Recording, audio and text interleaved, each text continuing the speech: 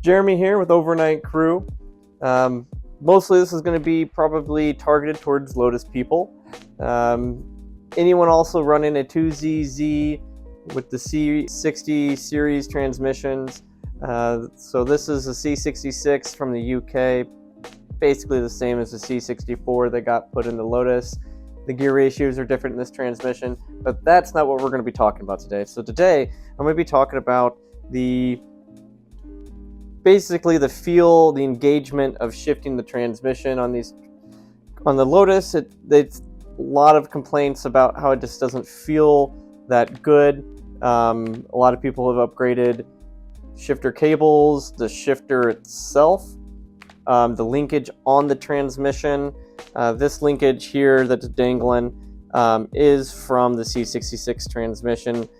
This one is not drilled for the Lotus linkage that goes on the back side of the transmission here. That is irrelevant for what I'm going to be doing here.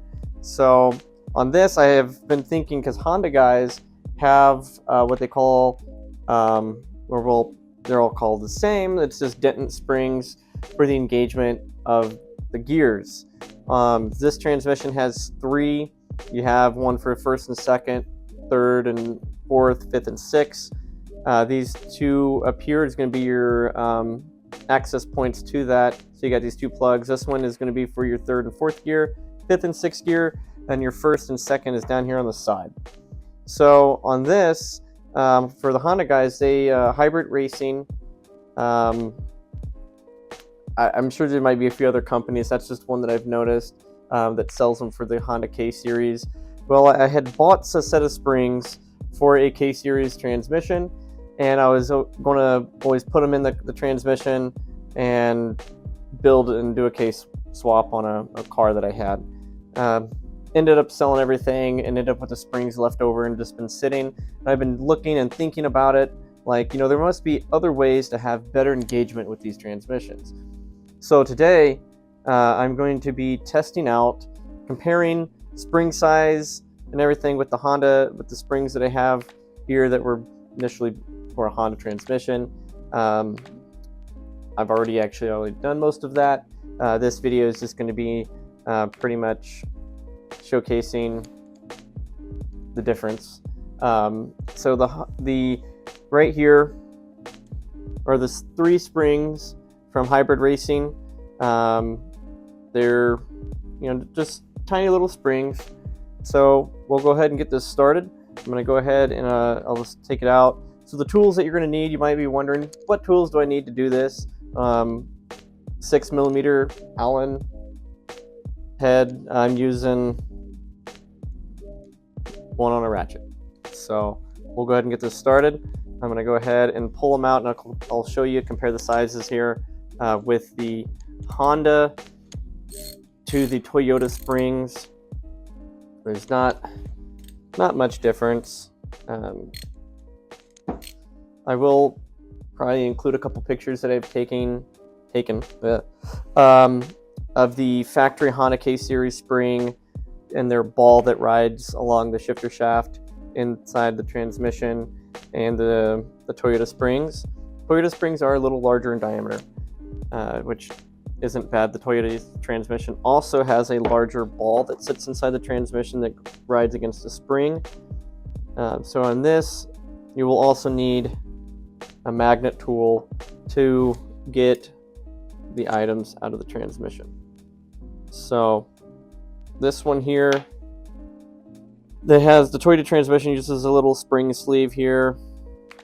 So we'll compare sizing here. Lengthwise, they're a hair bit shorter, but they're a lot stiffer. So what we're going to do is I'm going to put this back in, and I'm going to show you, test out see the difference and feel of the shifter itself engaging into each gear.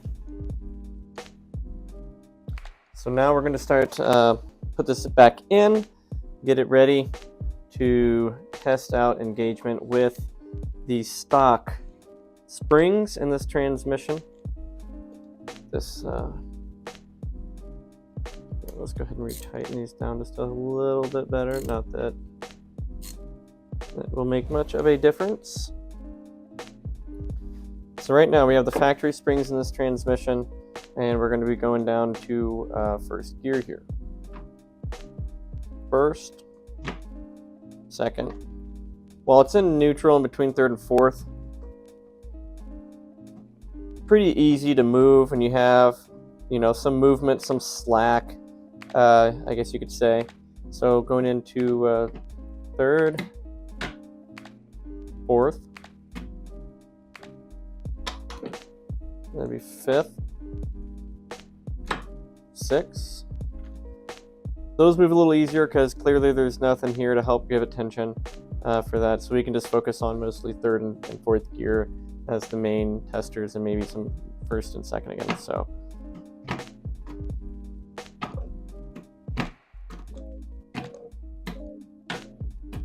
unsure how that sounds. It's decent engagement, I guess you could say. Doesn't really feel that good. Just kind of goes in fairly easy into each gear. So now we'll go ahead and swap out these springs. I won't even worry about fifth and sixth right now, just because there's nothing there to engage on the transmission. So I'm going to start with first and second spring down here. Get this out. It honestly doesn't take long at all. Swap the springs out.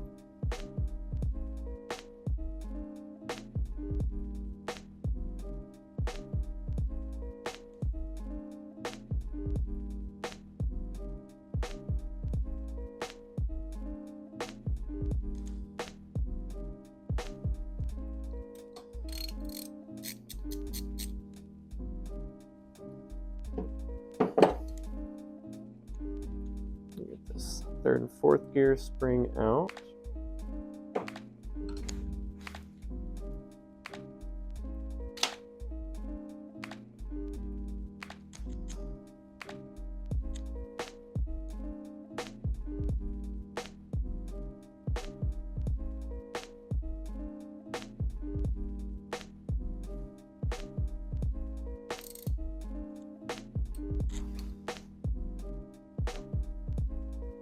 Alright, now those springs are in for first and second and third, fourth gear. So we're going to go ahead and move this back to try for first and second. Well, first let's test in neutral setting here in between third and fourth.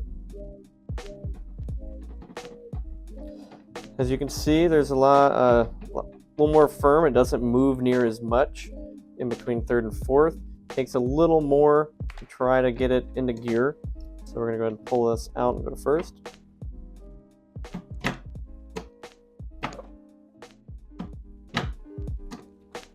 Now let's do third and fourth.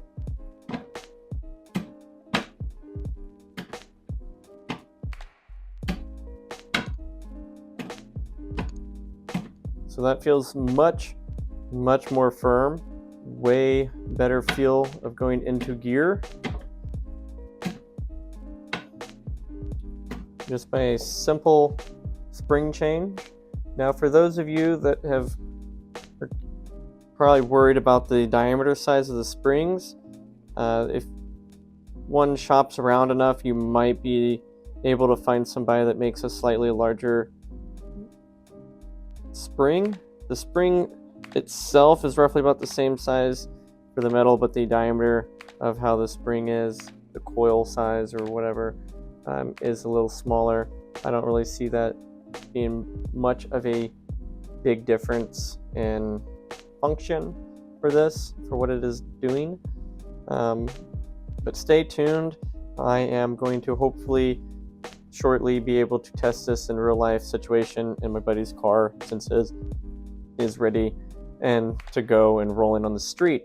So stay tuned for that video, and actually get some live footage and data from actually driving on the street to see how much of a difference it feels. Thank you.